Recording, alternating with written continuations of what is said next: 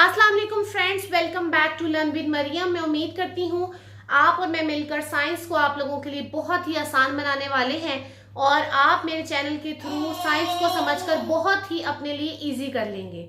अगर आप मेरे चैनल पर आज पहली बार आए हैं तो प्लीज मेरे चैनल को सब्सक्राइब कीजिए, इसे लाइक एंड शेयर करके दूसरे लोगों तक पहुंचाइए, बेल आइकन का बटन प्रेस कीजिए ताकि आपको मेरी नेक्स्ट वीडियोस मिलती रहे।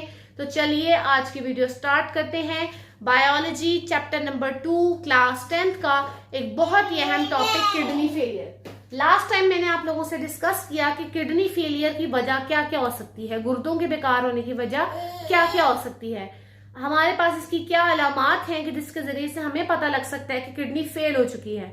आज हम देखेंगे कि जब किडनी फेल हो गई तो उसको हम ठीक कैसे कर सकते हैं। अब उस बंदे के साथ वो किडनी फेल के साथ तो नहीं रहेगा, हमें उसका क्या इलाज करना है। तो दो किस्म के हमारे पास इलाज आते हैं। एक आता है हमारे पास डायलिसिस और दूसरा इलाज जो हमारे पास आता है वो है किडनी ट्रांसप्लांट। हम लास्ट वीडियो में मैंने आपके साथ डिस्कस किया कि किडनी ट्रांसप्लांट कब करेंगे और डायलिसिस कब करेंगे। डायलिसिस आपने जब लास्ट वीडियो में देखा तो आज हम देखेंगे कि किडनी ट्रांसप्लांट क्यों जरूरी है।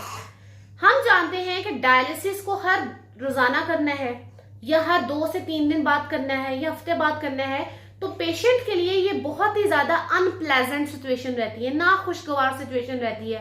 अटेंडेंट के लिए भी, जितने मर्जी आप करीबी रिश्तेदार हो तो पेशेंट जो है वो भी नागवारी महसूस करता है, अटेंडेंट करने वाला भी नागवारी महसूस करता है। तो डायलिसिस को डेली बेसिस पे करना बहुत डिफिकल्ट हो जाता है।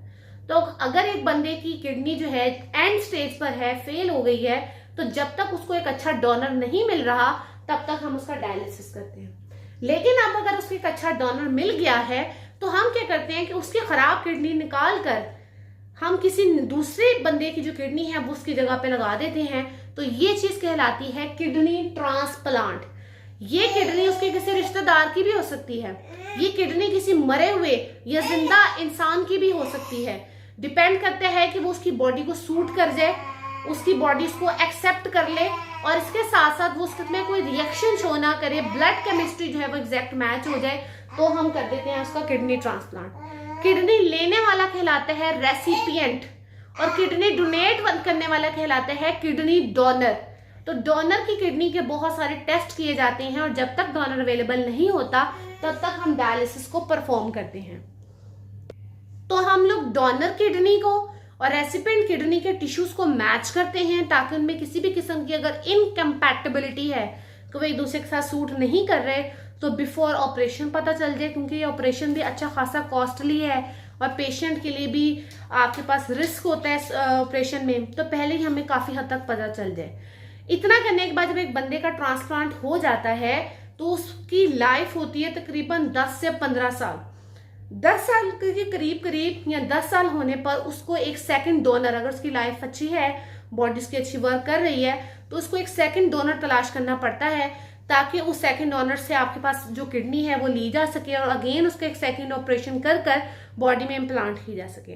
तो आप अच्छे तरीके से जानते हैं कि किडनी का काम है हमारे ब्लड को फिल्टर करना और वेस्ट को बाहर निकालना।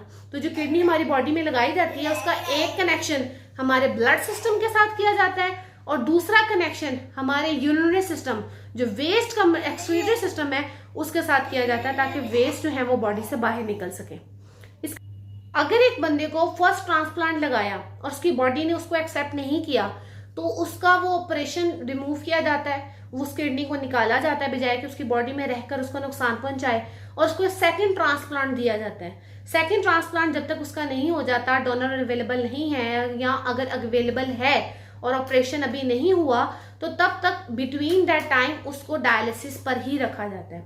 मोस्टली किडनी ट्रांसप्लांट के बाद जो इश्यूज फेस करने पड़ते हैं उन इश्यूज में मोस्टली ये आता है कि बॉडी रिजेक्ट कर देती है ऑर्गन, या हमारी बॉडी जिस जगह पे ऑपरेट हुआ वहां पे कोई इन्फेक्शन डेवलप हो जाता है, या फिर क्योंकि फ्लूइड्स ठीक तरह से फिल्टर नहीं हो रहे तो अल्सर्स का कोई मसला आ जाता है या बोन्स का कोई मसला आ जाता है। तो ये वो सब प्रॉब्लम्स थे और ये वो प्रोसीजर था जो कि किडनी फेलियर के केस में हम किडनी ट्रांसप्लांट में करते हैं। जब हम डायलिसिस पे आते हैं तो डायलिसिस से मुराद होता है कि ब्लड को आर्टिफिशियली फिल्टर करना, और वो काम हम करते हैं 2 तरीकाकार से।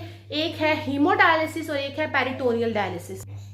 तो ब्लड को आर्टिफिशियली जब फिल्टर किया जाए और किडनी की जगह कोई मशीन उसका काम करे या कोई और चीज उसका काम करे, क्योंकि किडनी तो काम नहीं कर रही, और ब्लड में आप ये समझ लें कि अगर एक दिन भी आपकी किडनी आपका काम ना करे तो आपकी डेथ भी हो सकती है।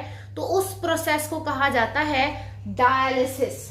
डायलिसिस दो तरीकेकार का होता है, एक है हेमोडायलिसिस और एक है आपके पास पेरिटोनियल डायलिसिस। पेरिटोनियल डायलिसिस में क्या करते हैं कि हमारी जो गट है उसके पास है खाली जगह, एक स्पेस होती है जिसको कहा जाता है पेरिटोनियल कैविटी। इस पेरिटोनियल कैविटी की भी एक लाइनिंग होती है, एक वॉल होती है अंदर, ताकि अगर इसके अंदर कोई फ्लूइड डाला जाए तो दूसरे ऑर्गन के साथ टच ना हो या वो फ्लूइड निकल के दूसरे ऑर्गन्स तक ना पहुंच जाए। तो इस पे भी एक लाइनिंग, एक जो है कवरिंग मौजूद होती है। उस कवरिंग को कहते हैं पेरिटोनियम। तो हम क्या करते हैं, खास किस्म का फ्लूइड होता है, उस फ्लूइड को कहते हैं डायलिसिस फ्लूइड। उस फ्लूइड को हम इस खाली कैविटी में डालते हैं, एक कैथेटर, एक ट्यूब, एक इंजेक्शन के जरिए से। अब इस कैविटी पे बिल्कुल बारीक बारीक ब्लड वेजल्स मौजूद हैं। ये ब्लड वेजल्स क्या करती हैं, डिफ्यूजन के जरिए से अपना सारा जो वेस्ट है उस डायलिसिस फ्लूइड में भेज देती हैं, और आफ्टर सम टाइम हम उस फ्लूइड को निकाल लेते हैं और फिर उसको फिल्टर करके अगेन डाल देते हैं। फिर इस तरह से ये प्रोसीजर काफी दफा रिपीट होता है और ब्लड के जो वेस्ट हैं वो जाते रहते हैं डायलिसिस फ्लूइड के अंदर, और हमारा ब्लड जो है वो फिल्टर होके क्लीन हो जाता है। ये प्रोसेस हमें रोजाना करना पड़ता है बिला नागा। ये घर में भी किया जा सकता है और हॉस्पिटल्स में भी करवाया जा सकता है। जो सेकंड टाइप हमारे पास आती है वो है हेमोडायलिसिस।